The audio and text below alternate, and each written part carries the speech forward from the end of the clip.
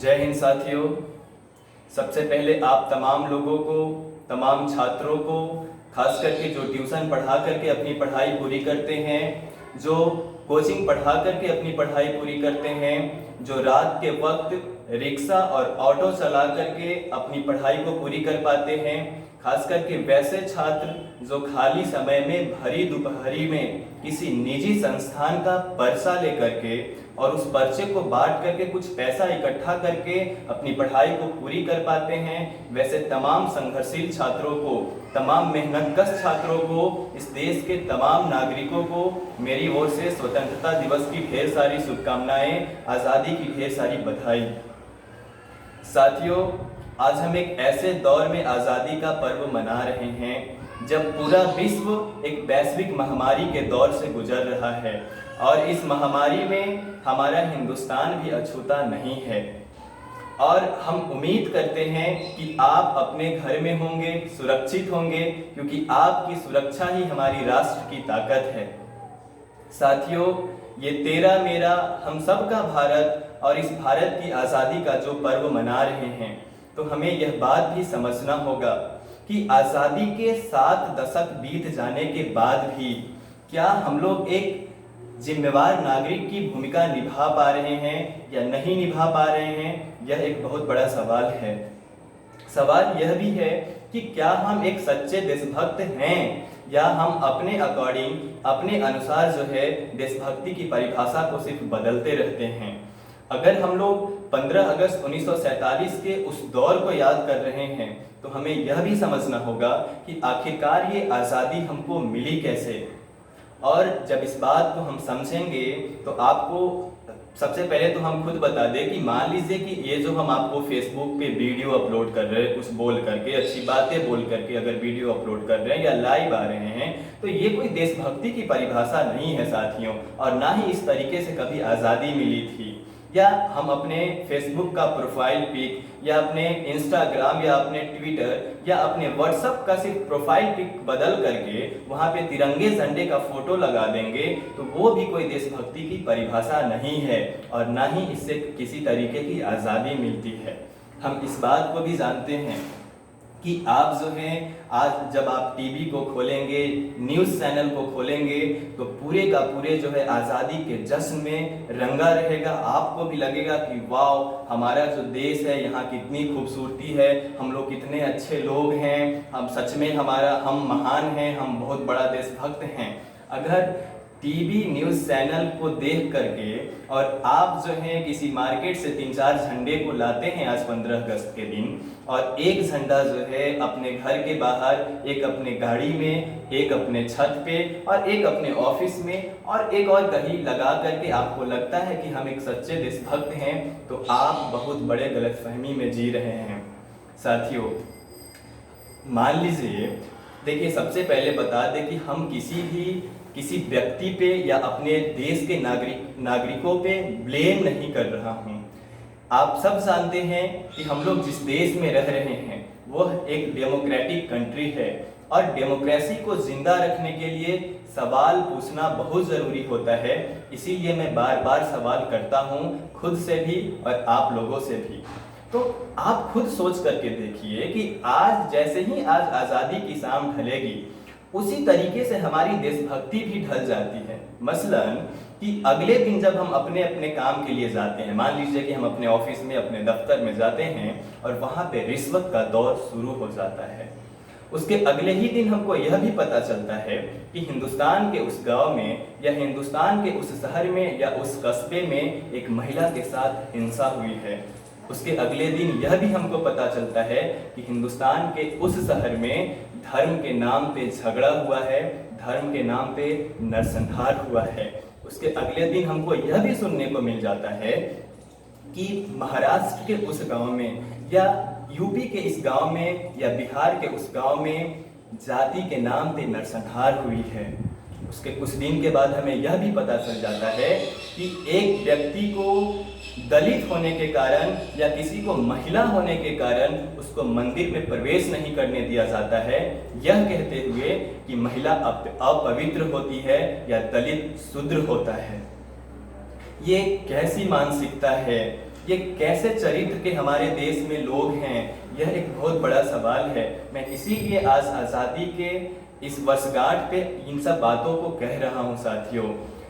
और इस बात को भी आप समझिए कि क्या हमारी जो आज़ादी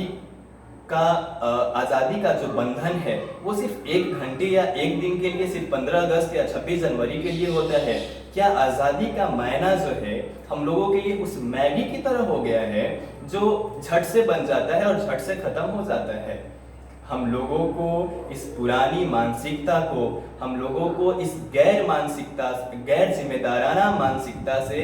बाहर हट करके सोचना होगा साथियों। अगर हम लोग सच में नए भारत का निर्माण करना चाहते हैं तो हमें नए तरीके से सोचना होगा, और उसके लिए 1 दिन नहीं बल्कि पूरे के पूरे 365 दिन हम जहां भी हो, जिस सेक्टर में भी काम कर रहे हो, चाहे वो कार्यपालिका हो, चाहे वो न्यायपालिका हो, चाहे वो विधायिका हो, चाहे हम किसी कॉरपोरेट या कंपनी में जॉब कर रहे हो, चाहे हम छोटा मोटा बिजनेस किए हुए हों, जहां भी हो, जैसे हो, पूरी तरीके से ईमानदारी के साथ और सत्य और निष्ठा के साथ काम करके देश की प्रगति में अगर हम योगदान करेंगे तभी हमको हक है देशभक्त कहलाने का, और तब हम अपने आप में कह सकते हैं कि हाँ, हम देशभक्त हैं। साथियों, ये आज़ादी हमको कोई भीख में नहीं मिली है, और ना ही ये आज़ादी हमको कोई गिफ्ट में मिला है, और ना ही ये आज़ादी हम लोगों को कोई तोहफा के रूप में मिला है। हमें इस बात को समझना होगा कि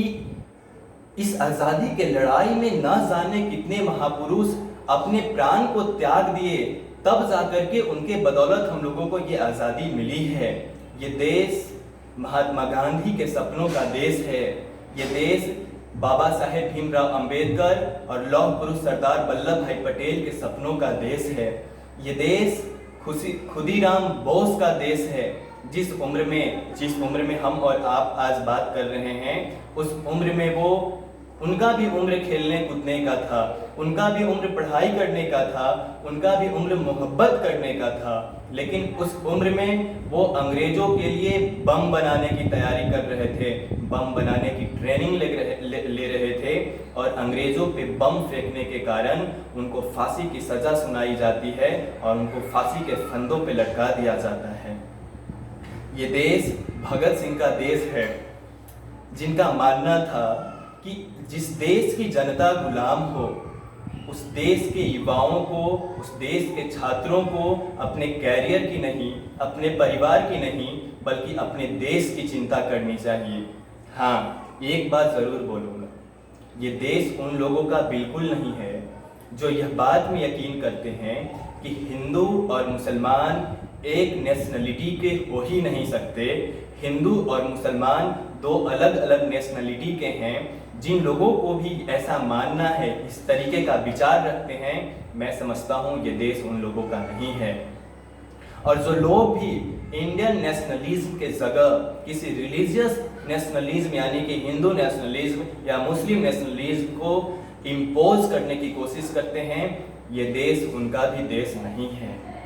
साथियों, जब आज हम 15 अगस्त 1947 के उस आज़ादी को याद कर रहे हैं, तो हमें यह भी सोचना होगा, यह भी याद करना होगा कि आखिरकार हम गुलाम हुए कैसे थे। और जब आप इस बात को सोचेंगे तो आपको पता चलेगा कि आज भी हमारे देश के अंदर कैसे धर्म के नाम पे झगड़ा हो रहा है, कैसे जाति के नाम पे नरसंहार हो रहा है, कैसे एक दूसरे को शोषण किया जा रहा है। तब आपको यह समझ में आएगा कि उस वक्त भी फूट डालो और शासन करो की नीति थी, और आज भी कुछ लोगों के द्वारा यही किया जा रहा है। इस साजिश को समझना होगा साथियों। और हम इसीलिए उस बात को भी आज याद दिलाना चाहेंगे कि हम लोग एक बार जिन्ना जैसे घृण मानसिकता के लोगों के जाल में फंस चुके हैं, सावरकर जैसे घृण मानसिकता के लोगों के जाल में फंस चुके हैं, अब हम लोग फंसने वाले नहीं हैं। वही जिन्ना जिसको आज़ादी से पहले जो आज़ादी से पहले कभी मस्जिद नहीं जाता था, वही सावरकर जो आज़ादी से पहले कभी मंदिर नहीं गया था, लेकिन आज़ादी के बाद एक को मंदिर की याद आ जाती है तो दूसरे को मस्जिद की याद आ जाती है। एक जो है हिंदू का रहनुमाई बन जाता है तो दूसरा मुसलमान का रहनुमाई बन जाता है और हमारा देश को दो टुकड़ों में बांट देता है। वो तो उस वक्त हमारे लौह पुरुष सरदार वल्लभ भाई पटेल जी थे, जिन्होंने सैकड़ों रियासतों को टूटने से बचा लिया और सैकड़ों रियासतों को एक करके एक मजबूत राष्ट्र का निर्माण किया। साथियों, हम लोग जिस देश में रह रहे हैं उसे हिंदुस्तानी संस्कृति कहते हैं और हिंदुस्तानी संस्कृति का मतलब होता है कि हम लोग अलग अलग भाषा बोलते हुए भी, अलग अलग धर्म के होते हुए भी, अलग अलग जात के होते हुए भी, अलग अलग खान पान और अलग अलग संस्कृति को मानते हुए भी हम सब एक हैं। कन्याकुमारी से लेकर के कश्मीर तक भारत एक है और ये जो विविधता में एकता वाली हमारी ताकत है, इस ताकत को हम लोगों को कभी टूटने नहीं देना है। आज के दिन ये आपको प्रण लेना होगा। और जो लोग भी इस तरीके का साजिश करेंगे कि इस विविधता में एकता की ताकत को हम हिंदुस्तान के अंदर से तोड़ दें, हम लोग उनकी साजिश को नाकाम करके रहेंगे, ये प्रण भी आपको लेना होगा। साथियों, इस देश के अंदर जो सत्यमेव जयते की बात कही गई है, उस सत्यमेव जयते में कितनी ताकत है, इस बात का अंदाजा आप ऐसे लगा सकते हैं कि जो लोग पूरे जीवन जय गोडसे उनकी विचारधारा ही जय गोडसे की रहती है, उनको भी आखिरी दौर में जय गांधी करना पड़ जाता है। मजबूरी में ही सही, लेकिन हर 15 अगस्त, हर 26 जनवरी या हर 2 अक्टूबर या किसी भी तरीके का भाषण में बिना गांधी का नाम लिए हुए उनका भाषण पूरा नहीं होता है। तब यह बात समझ में आता है उन लोगों को कि तुम तो एक बार गांधी को मारे थे, लेकिन उनका सोच और उनका विचारधारा और तुम्हारा ये जो करतूत रहा था वो तुमको बार बार थप्पड़ मारता है। तुम्हारे उस गलती के कारण तुमको बार बार लोग थप्पड़ मारता है। इसीलिए मैं इस बात को फिर से रिपीट करना चाहता हूँ कि तुम गांधी के शरीर को जरूर मार दिए थे, लेकिन उनके सोच को नहीं मारे थे, उनके विचारधारा को नहीं मार पाए थे। उनका सोच आज भी तमाम भारतवासियों के अंदर में और विश्व के वो तमाम लोग जो गांधी के विचार को मानते हैं, उनके आदर्श को मानते हैं, वो लोगों के हृदय में उनका विचार अभी भी जिंदा है। साथियों, अब हम आखिरी दौर में यही कहेंगे कि आखिरी बात हम यही कहेंगे कि जिन जिन लोगों ने, जिन महापुरुषों ने, जिन महिलाओं ने, जिन आदिवासियों ने, जिन अल्पसंख्यकों ने, जिन अगड़ों ने, जिन पिछड़ों ने, जिन दलितों ने, जिन महादलितों के बदौलत ये जो आज़ादी की लड़ाई लड़ करके हमारा देश आज़ाद हुआ था,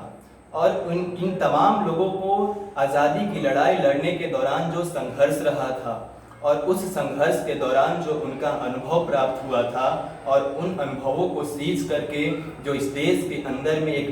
बेहतरीन दस्तावेज का निर्माण किए, जिसका नाम है भारत का संविधान, इंडियन कॉन्स्टिट्यूशन, उस कॉन्स्टिट्यूशन को बरकरार रखना है, उस कॉन्स्टिट्यूशन को सुरक्षित रखना है, यह आपको प्रण लेना होगा। साथियों, मैं बार बार इस बात को क्यों कह रहा हूँ कि आपको अपने संविधान के प्रति सजग रहना है, अपने फंडामेंटल राइट के प्रति आपको अवेयर रहना है। मैं सिंपल सी बात आप समझ लीजिए कि अगर हम आज कुछ बोल पा रहे हैं और आज जो आप सुन पा रहे हैं ना, ये सब इंडियन कॉन्स्टिट्यूशन का ही देन है, भारत के संविधान का ही देन है। मैं अब इन्हीं चंद शब्दों के साथ अपनी वाणी को विराम दे रहा हूँ। जय जवान, जय किसान, जय हिंदुस्तान। बहुत बहुत धन्यवाद साथियों।